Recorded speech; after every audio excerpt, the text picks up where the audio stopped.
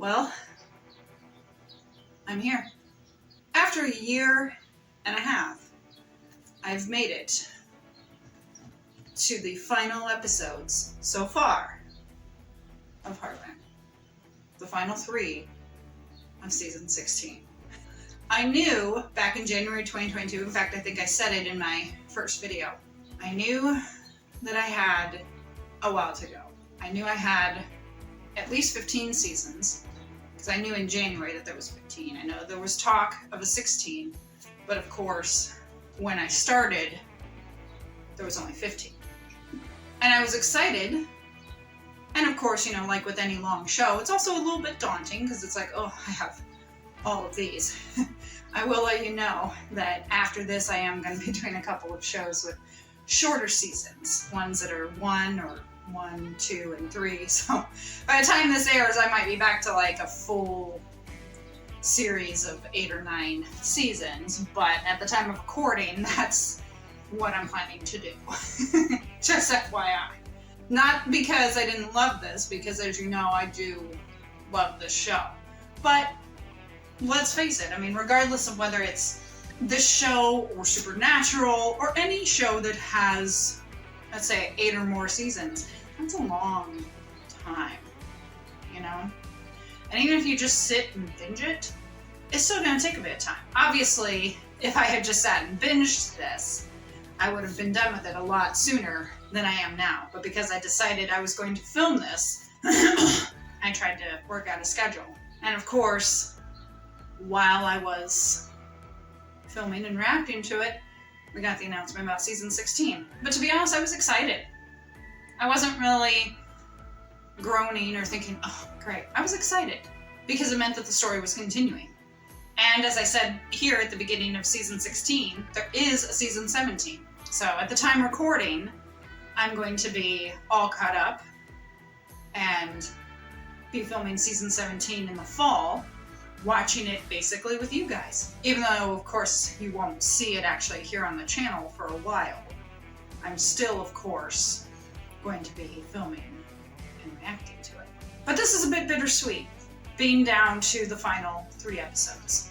And I said something about this when I finished season 14 on Netflix, too.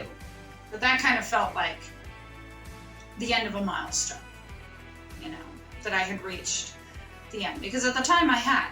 Now I've seen that season 15 is coming on Netflix. And I'm just like, oh, well, at least I'm done with it. And I believe they said May 31st, and I'm thinking, I'm going to be done with season 16 by then, so I don't have to wait anymore. But, you know, for that, it felt, like I said, a bit like a milestone. A bit like I had reached the end of something. Because on Netflix, I had. Even though I knew there were still more seasons, on there, I had come to the end. And so, once I finish A Light in the Dark, I will be done until fall 2023. And again, I don't know when this is going to go up. This could be 2025, 2026, 2028, I don't know. But at the time recording, it's 2023. And as I said, this has been about a year and a half, because I started filming in January of 2022, and basically haven't stopped. Some breaks here and there. I don't know if you guys were aware of this, but I did take a month off at Christmas time. I felt I was in a good place because I had finished filming season 10, and you'll see that, obviously, by the time this goes up, you will have seen season 10 and you will have seen the Christmas decorations. So I filmed season 10. I thought that was a good place to stop for the year. Took a month off at Christmas and started again in January. So if it was one of these things where I had just barreled right through with no breaks, I'm sure I could have possibly finished it last year or earlier this year, but I did decide that I wanted some breaks. Because again, no matter how much I love the show, it is still a lot. So I felt like breaks were imperative. And that's personally me. I know I've seen other reactors who keep going and going and going and going, and then they get burned out. And then they take like 6 months, a year off or so before they return just because, again, they're going and going and they don't think about taking a break. They kind of helped me think, yeah, I need breaks. And then, of course, doing a show like this with so many seasons, I was like, yeah, a break would probably be good. Take a week off here and there. I'm sure I'll have more to say after I finish the final episode, but this is episode 13, and it's titled Striking a Balance. Amy helps Lisa with Platinum Bow. Tim has a difficult visit with Shane. Oh good, so we're going to see Shane again. Katie leads a strike at Maggie's. Ooh. Jack reconnects with his country music roots. As we remember in the last episode, Katie went with Jack and Lisa on a fishing trip. And, she had written a poem titled The Truth Don't Lie. And Jack put it to music. And they're going to make a song about it. And I know that because on the Heartland YouTube page and Instagram page, I know I've seen something about The Truth Don't Lie. I think they were actually making a music video about it. And I thought, and even though I hadn't gotten there yet, I thought, well, why that one and not some of the other ones that they had filmed? But I saw The Truth Don't Lie, and I was like, okay, season 16. So obviously here we are.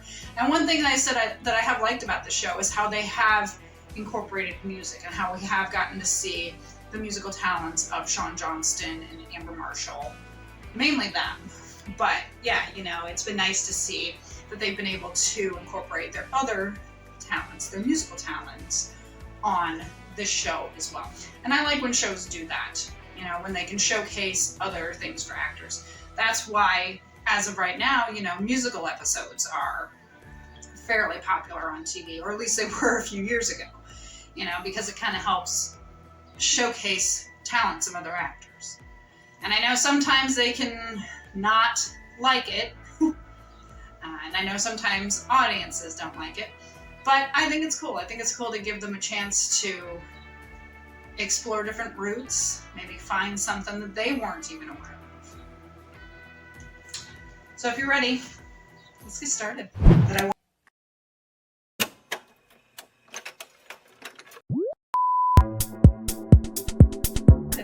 I wanted to see Shane again. Finally, we're seeing Shane again.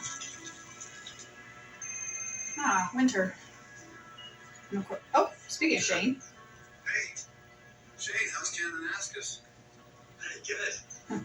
Yeah, the corporate retreat is going pretty well. Great. Have you thought? Sorry, Lisa. Well, I'm not selling him. He's born to race. So, I really need you to figure this out, Amy. You need to get back on track. No pressure.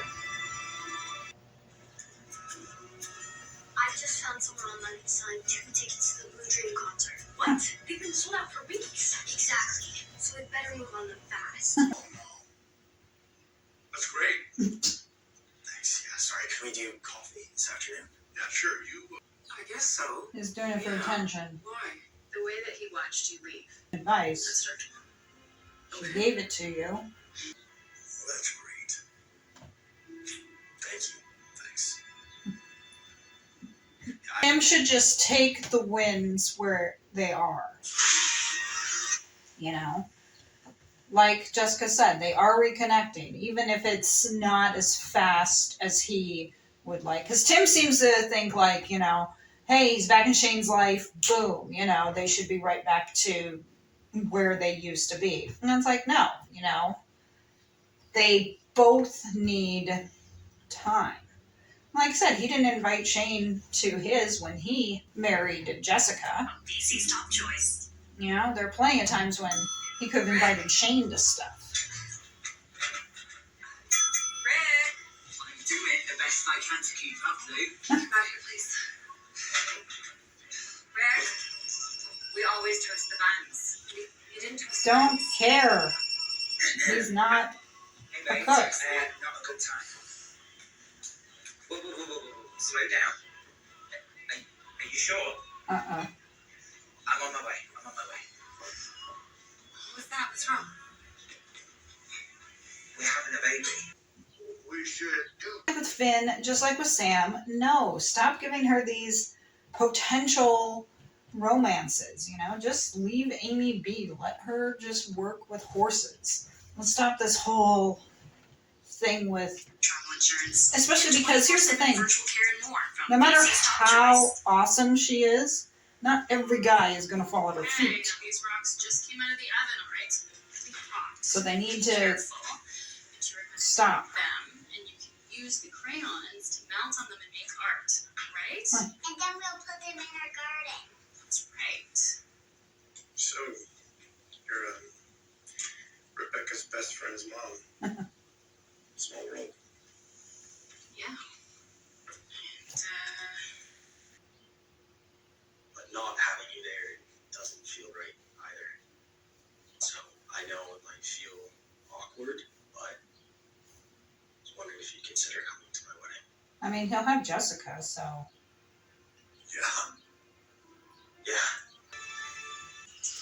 I like what Katie said, because that's what I said. Hearing the honesty, I was like, yeah, Lou just won re-election because of that. Because people are going to appreciate, and she even said that, 24/7 virtual care and that more they from BC's top choice.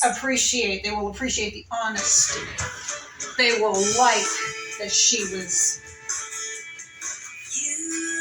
being real, being like that, you know? People knowing that she struggles and maybe can't do it all, they want to hear that. I did. It's about time. Well, good, because you deserve to find someone great. Thanks. Hmm. So do you. So you decided to take your ring off. Yeah. Actually, a little too embarrassed to do that at the moment. Look, I'm not even going to go to the Odell family reunion next weekend. It's just... Thanks.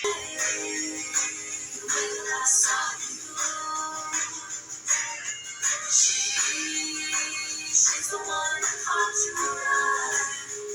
That's the whole part truth, and the truth don't lie. You never saw me, not the way that I saw you. She's the one that caught you alive. That's the cold hard truth, and the truth don't lie. You